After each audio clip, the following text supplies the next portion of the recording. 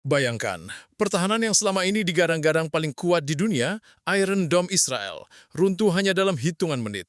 Markas besar IDF di jantung Tel Aviv luluh lampak, ratusan tentara tewas, ribuan lainnya terluka. Serangan balasan gabungan Qatar dan Iran bukan hanya mencoreng wajah militer Israel, tapi juga mengguncang tatanan politik dunia. Pertanyaannya, apakah ini hanya aksi balas dendam, atau justru awal perang besar Timur Tengah yang akan mengubah peta dunia? Assalamualaikum warahmatullahi wabarakatuh. Halo sahabat yang budiman, semoga Anda semua selalu diberikan kesehatan, panjang umur, dan rezeki yang melimpah.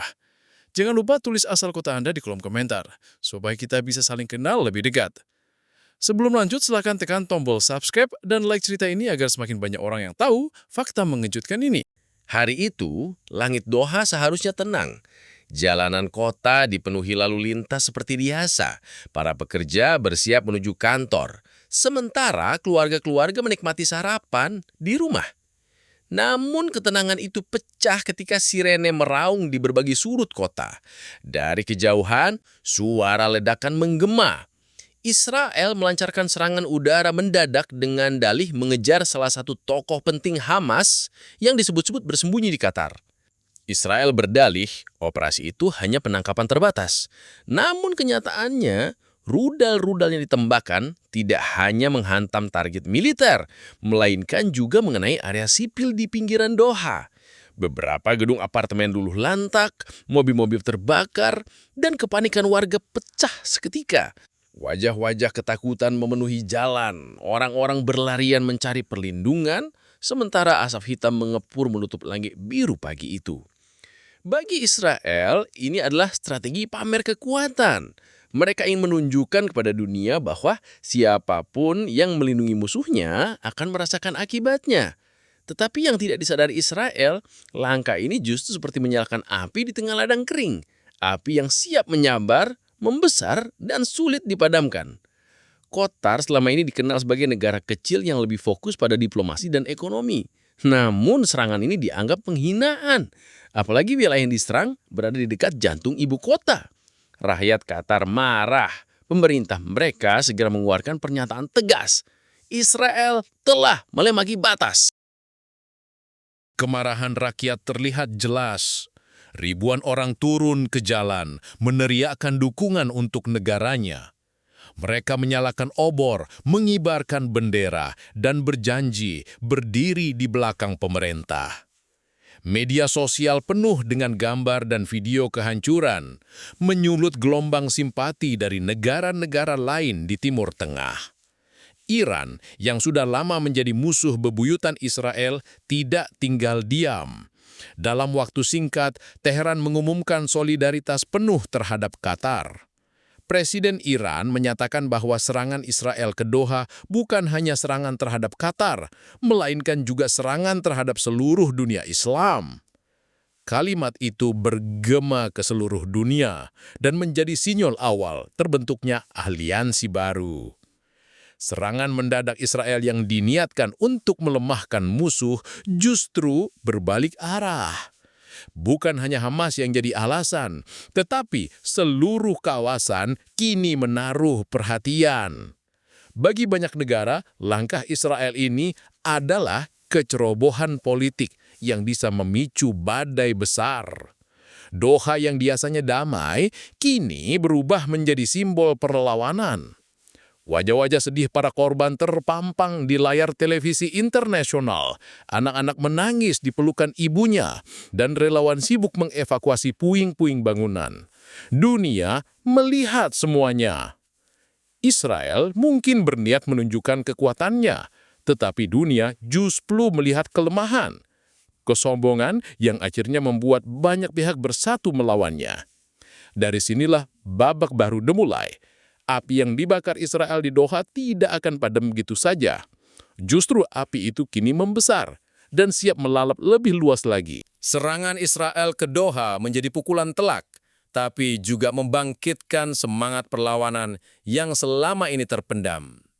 Qatar, negara kecil di semenanjung Arab dengan kekayaan melimpah dari gas alamnya, selama ini dikenal lebih banyak berperan di meja diplomasi. Namun kali ini, pilihan untuk diam sudah tidak ada lagi. Bagi rakyat Qatar, serangan itu bukan sekadar tindakan militer, melainkan penghinaan terhadap kedaulatan dan martabat bangsa. Pemerintah Qatar segera mengadakan sidang darurat. Emir Qatar bersama jajaran militernya memutuskan negara mereka harus memberi balasan. Namun mereka sadar menghadapi Israel bukan perkara mudah. Israel punya reputasi militer kuat, didukung teknologi mutakhir, dan punya sekutu besar seperti Amerika Serikat. Karena itu, langkah pertama Qatar adalah menghubungi sekutu lamanya, Iran. Iran yang sejak lama berseteru dengan Israel menyambut panggilan itu dengan tangan terbuka. Pemimpin tertinggi Iran menyatakan di televisi nasional, serangan ke Doha adalah serangan terhadap harga diri umat Islam. Iran berdiri di samping Qatar. Darah mereka adalah darah kita juga. Kata-kata itu menyulut gelombang emosi, bukan hanya di Teheran tetapi juga di jalan-jalan Doha, bahkan di berbagai kota Timur Tengah. Kerjasama militer yang sebelumnya hanya sebatas latihan bersama, kini berubah menjadi aliansi nyata. Pesawat-pesawat tempur Iran segera digeser ke pangkalan udara Qatar. Rudal-rudal jarang menengah Iran dipindahkan ke lokasi strategis di sekitar Teluk Persia. Armada kapal perang mulai patroli bersama di perairan sekitar. Dunia seakan menyaksikan transformasi Qatar yang sebelumnya tenang, kini berubah menjadi macan kecil yang menggandeng singa besar bernama Iran. Bukan hanya kekuatan militer, tapi juga kekuatan moral. Di jalan-jalan Doha, rakyat mengibarkan bendera Qatar dan Iran berdampingan. Mereka meneriakkan yel-yel persatuan, menyatakan siap menghadapi ancaman bersama. Media sosial dipenuhi dengan tagar #Qatar-Iran-Alliance yang langsung viral. Bagi banyak orang, inilah simbol baru kebangkitan Timur Tengah.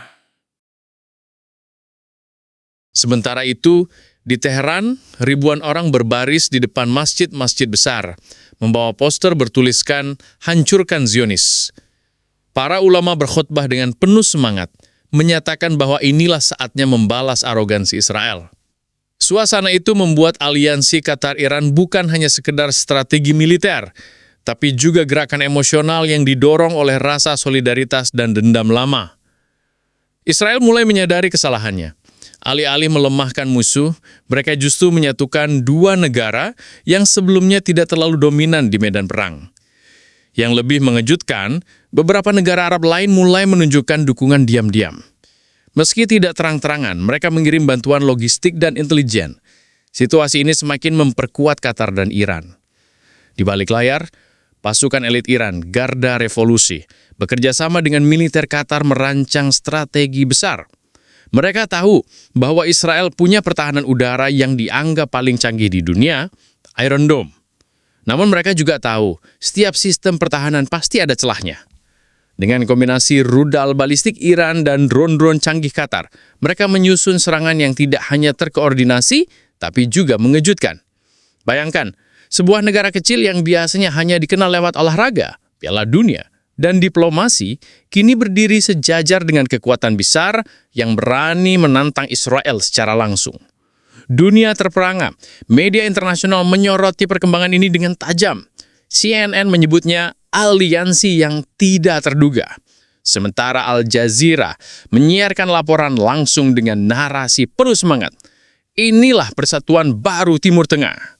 Bagi rakyat Qatar, kehadiran Iran membawa rasa aman sekaligus keyakinan bahwa mereka tidak sendirian. Bagi Iran, aliansi ini adalah kesempatan emas untuk menunjukkan taringnya kepada dunia, membuktikan bahwa mereka bisa menembus dominasi Israel. Di malam hari, langit Doha dipenuhi cahaya lampu pesawat militer yang hilir mudik.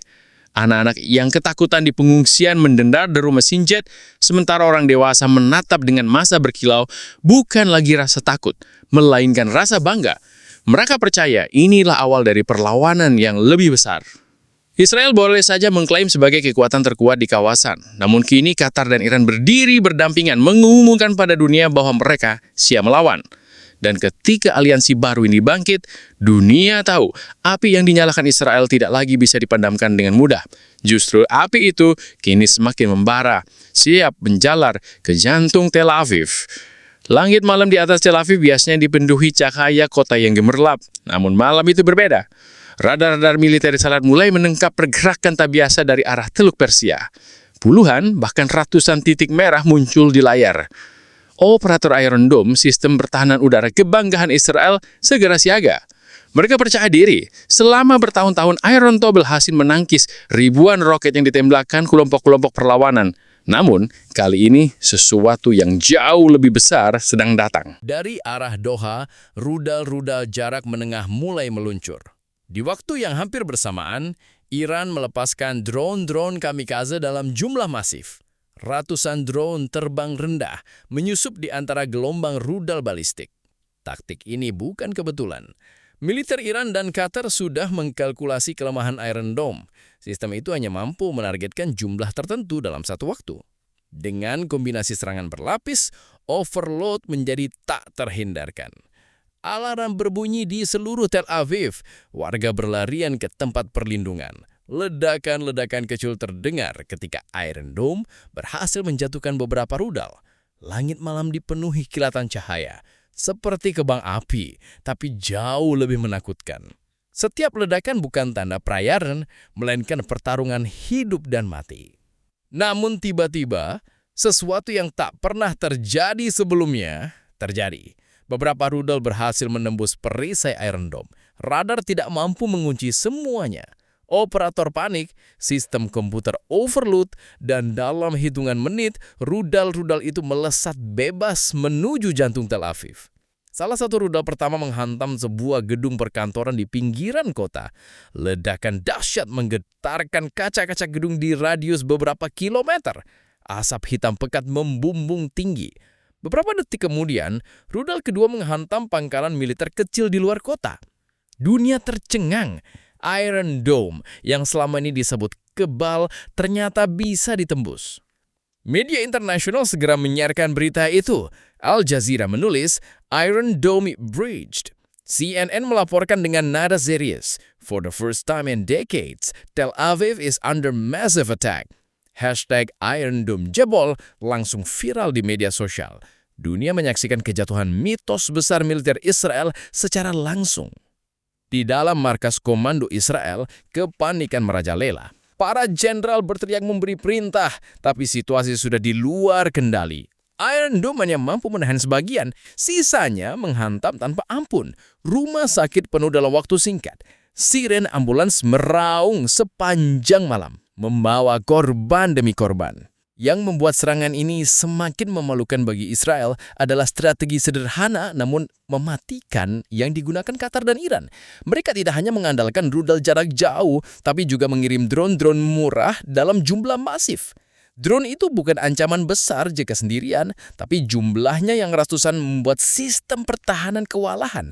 Iron Dome seperti orang yang dipaksa menangkis 1000 pukulan sekaligus. Tak ada waktu bernafas, tak ada kesempatan untuk fokus. Rakyat Israel yang selama ini percaya bahwa Tel Aviv aman, kini merasakan ketakutan yang selama ini hanya dialami rakyat Gaza atau Beirut.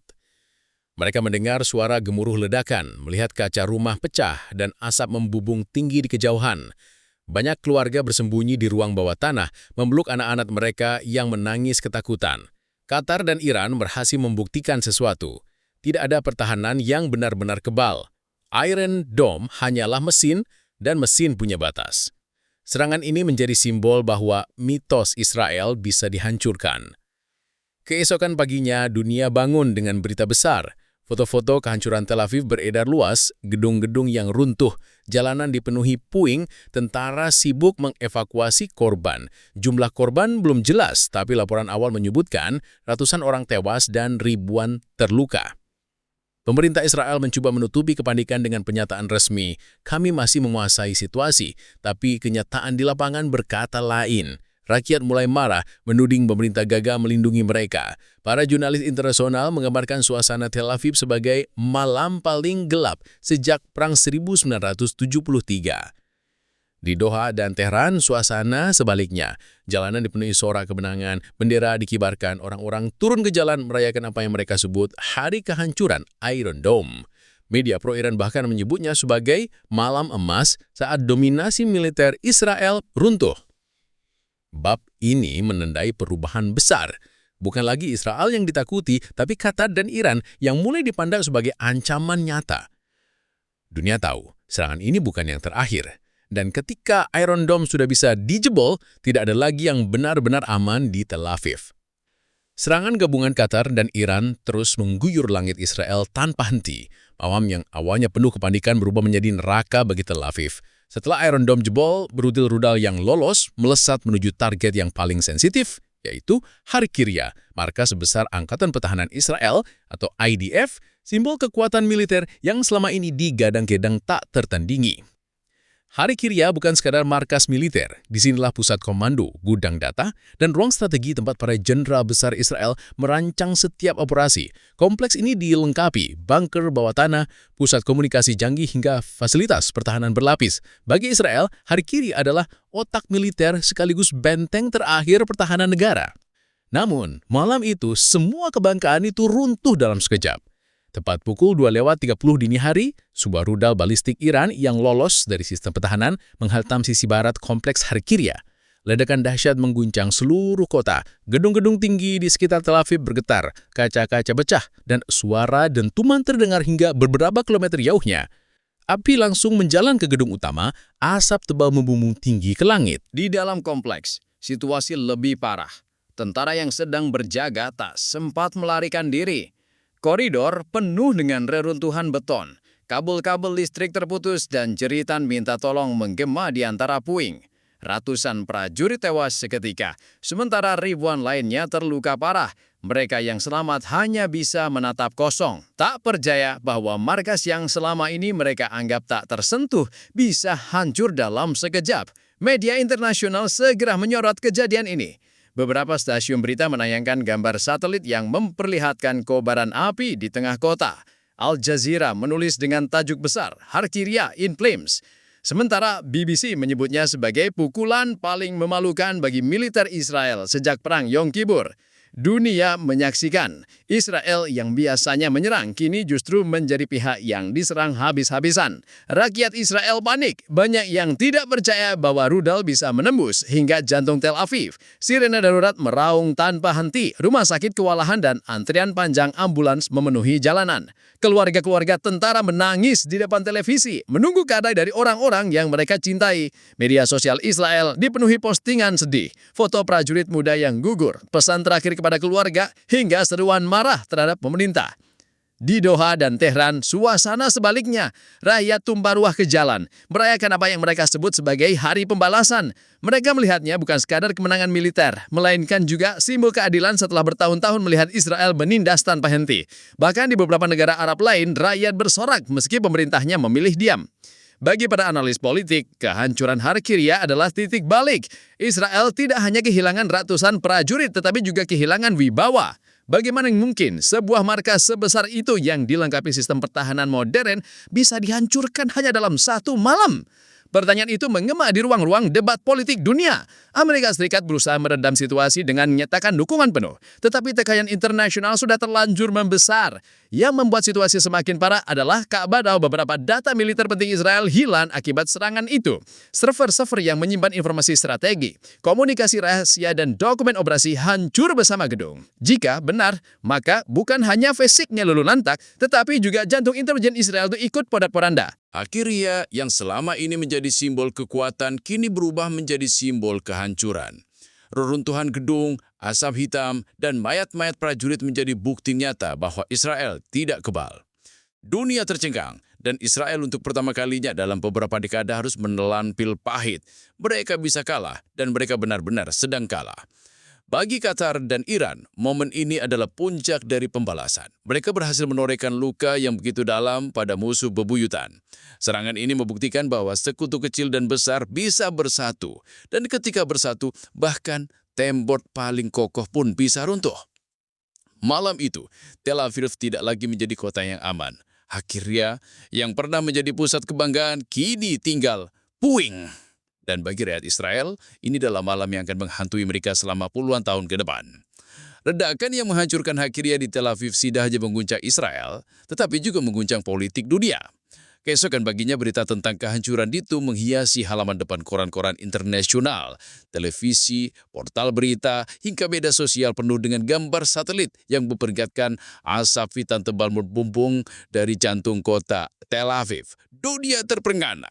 Amerika Serikat adalah pihak pertama yang bereaksi keras. Gedung Putih menggelar konferensi pers darurat. Presiden AS menyatakan dukungan penuh terhadap Israel, menyebut serangan Qatar dan Iran sebagai aksi terorisme negara yang tidak bisa ditoleransi. Namun di balik layar, banyak analis tahu bahwa Amerika juga sedang panik. Bagaimana mungkin sekutu utamanya di Timur Tengah bisa dipermalukan sedemikian rupa? Bagaimana mungkin Iron Dome, sistem pertahanan yang mereka biayai miliaran dolar bisa jebol hanya dalam satu malam? Di Eropa, reaksi terbelah, Inggris dan Jerman mengutuk serangan Qatar Iran dan menyerukan solidaritas untuk Israel. Namun Prancis dan beberapa negara Eropa Selatan bersikap lebih hati-hati. Mereka khawatir jika terlalu berpihak ke Israel, gelombang politis dari komunitas Muslim di dalam negeri angkat memanas, bahkan di jalanan Paris, London hingga Berlin. Ribuan demonstran turun ke jalan gedung Qatar dan Iran, meneriakkan slogan-slogan anti-Israel. Di Timur Tengah, goncangan politik jauh lebih besar. Arab Saudi yang biasanya dekat dengan Amerika dan punya hubungan dingin dengan Israel, memilih diam 1000 bahasa. Mereka tidak secara resmi mendukung Qatar, tetapi juga tidak mengutuknya. Diamnya Saudi menjadi sinyal besar bahwa ada pergeseran peta politik di kawasan. Uni Emirat adapun mengambil posisi netral sebenarnya. Turki dengan lantang memuji keberanian Qatar dan Iran, menyebut serangan itu sebagai balasan setimpal atas arogansi Israel. Negara-negara kecil di Teluk seperti Kuwait dan Oman mulai bergerak hati-hati. Mereka tidak ingin terjebak dalam konflik besar, tetapi rakyat mereka sudah menunjukkan simpati terbuka terhadap Qatar. Media sosial di kawasan itu penuh dengan tagar solidaritas dan dukungan moral semakin deras. Perlahan, blok baru di Timur Tengah mulai terbentuk. Bukan lagi sekadar aliansi ekonomi, tetapi juga aliansi militer politik yang berani menantang dominasi lama. Perserikatan Bangsa-Bangsa PBB pun kebingungan. Sidang darurat digelar, namun tak menghasilkan keputusan bulat. AS dan sekutunya mendorong resolusi mengecam Qatar Iran, sementara Rusia dan Tiongkok menolaknya. Bahkan Rusia terang-terangan menyebut serangan itu sebagai konsekuensi dari agresi Israel sendiri. Dunia diplomasi lumpuh dan ketegangan semakin meningkat. Bagi rakyat Israel, serangan ini menumbuhkan rasa tidak percaya terhadap pemerintahnya sendiri. Demonstrasi pecah di beberapa kota besar. Ribuan orang menuding Perdana Menteri Israel gagal melindungi rakyat dan hanya mementingkan ambisi politik. Tekanan internal semakin kuat, sementara di luar negeri, Israel harus menghadapi isolasi yang perlahan terasa. Di sisi lain, Qatar dan Iran semakin percaya diri. Pemimpin kedua negara itu muncul di televisi, berbicara penuh kebanggaan. Mereka menegaskan bahwa serangan tersebut bukanlah akhir, melainkan awal dari babak baru. Qatar menyebutnya sebagai perlawanan yang sah, sementara Iran menyebutnya sebagai pembalasan yang adil. Pernyataan itu menggema ke seluruh dunia dan membuat banyak pihak bertanya-tanya, apakah ini sekadar balas dendam sesaat atau benar-benar awal dari blok baru yang akan mengubah wajah politik Timur Tengah?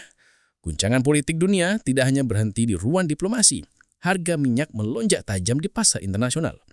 Investor panik, bursa saham di New York, London, dan Tokyo anjlok. Dunia ekonomi ikut bergetar.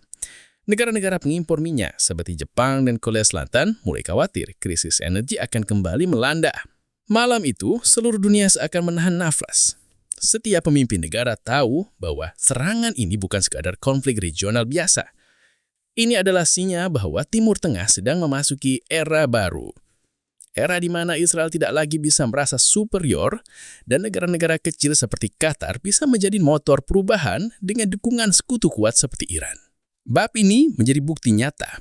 Serangan ke Hakiria bukan hanya tragedi militer, tetapi juga gempa politiknya mengguncang dari Washington hingga Moskow, dari Riyadh hingga Paris.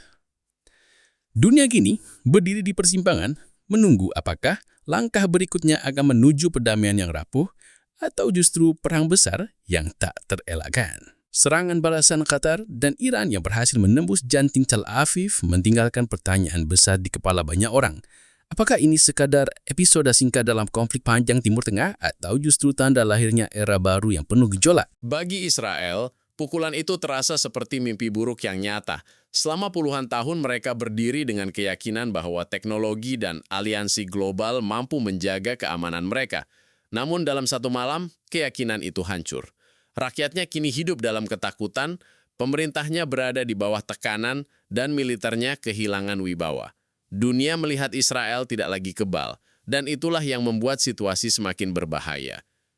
Qatar dan Iran di sisi lain kini berdiri tegak dengan penuh kepercayaan diri. Mereka berhasil membuktikan bahwa aliansi mereka bukan sekadar wacana.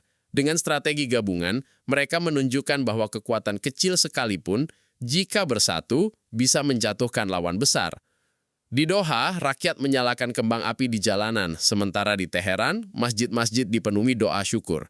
Serangan ini dianggap kemenangan moral sekaligus politik. Namun pertanyaan berikutnya muncul. Apakah kemenangan ini akan membawa pada perdamaian atau justru memicu perang yang lebih luas? Amerika Serikat tentu tidak akan tinggal diam. Tekanan politik di Washington meningkat. Lobi pro-Israel mendesak agar Amerika mengirim pasukan tambahan ke kawasan, bahkan mempertimbangkan aksi militer terhadap Iran. Di Laut Tengah, kapal induk AS sudah bersiaga. Pesawat tempur mereka berputar-putar di langit menunggu perintah. Dunia tahu jika Amerika turun tangan secara langsung, perang besar bisa meletus kapan saja. Di sisi lain, negara-negara Arab mulai menunjukkan wajah baru. Meski tidak semuanya terang-terangan mendukung Qatar, banyak di antara mereka yang memilih diam atau bahkan memberikan dukungan diam-diam. Bagi rakyat di kawasan, serangan ini membawa harapan bahwa dominasi Israel tidak lagi absolut. Sebagian melihatnya sebagai kesempatan untuk membangun blok baru Timur Tengah yang lebih mandiri, tidak selalu bergantung pada Barat. Blok baru ini tidak hanya soal militer, tetapi juga politik dan ekonomi.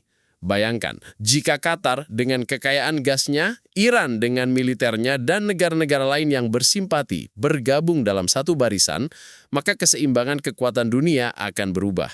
Inilah yang ditakutkan Amerika dan sekutunya.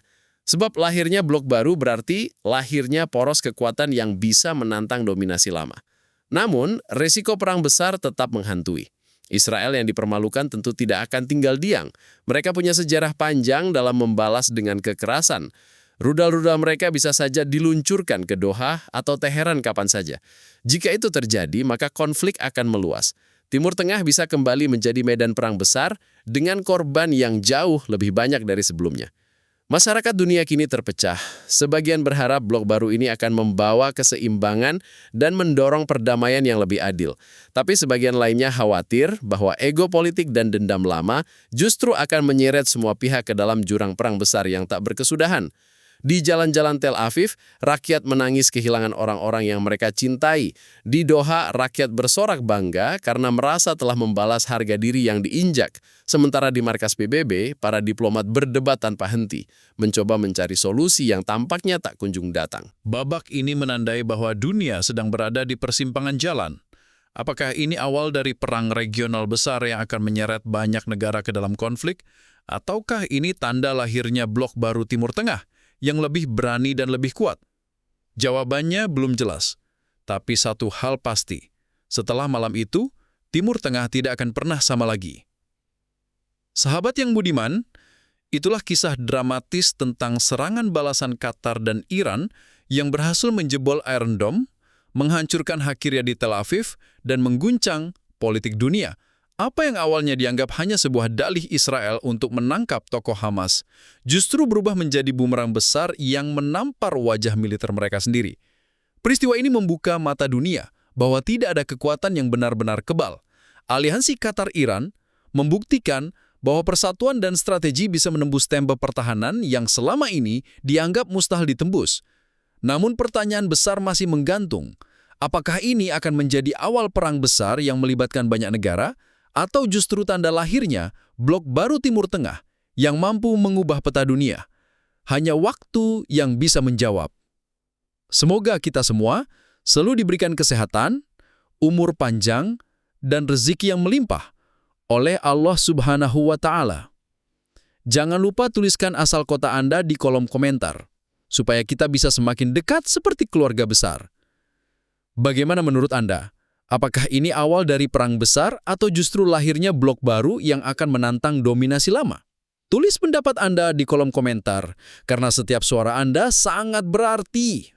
Jangan lupa like untuk mendukung channel ini. Subscribe agar tidak ketinggalan kisah viral lainnya. Dan share supaya cerita ini bisa menjangkau lebih banyak orang. Wassalamualaikum warahmatullahi wabarakatuh. Babak ini menandai bahwa dunia sedang berada di persimpangan jalan. Apakah ini awal dari perang regional besar yang akan menyeret banyak negara ke dalam konflik? Ataukah ini tanda lahirnya blok baru Timur Tengah yang lebih berani dan lebih kuat? Jawabannya belum jelas.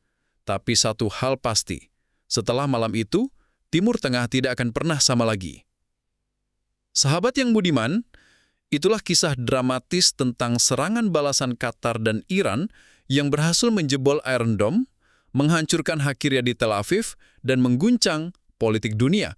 Apa yang awalnya dianggap hanya sebuah dalih Israel untuk menangkap tokoh Hamas, justru berubah menjadi bumerang besar yang menampar wajah militer mereka sendiri.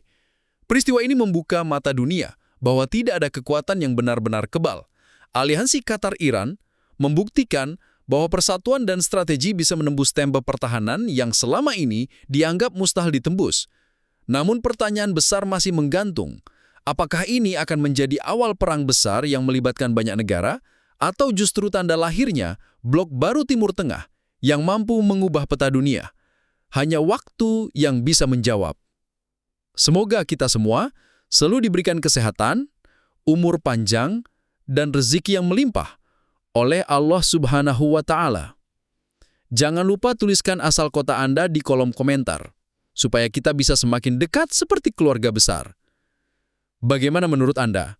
Apakah ini awal dari perang besar atau justru lahirnya blok baru yang akan menantang dominasi lama? Tulis pendapat Anda di kolom komentar, karena setiap suara Anda sangat berarti. Jangan lupa like untuk mendukung channel ini. Subscribe agar tidak ketinggalan kisah viral lainnya. Dan share supaya cerita ini bisa menjangkau lebih banyak orang. Wassalamualaikum warahmatullahi wabarakatuh.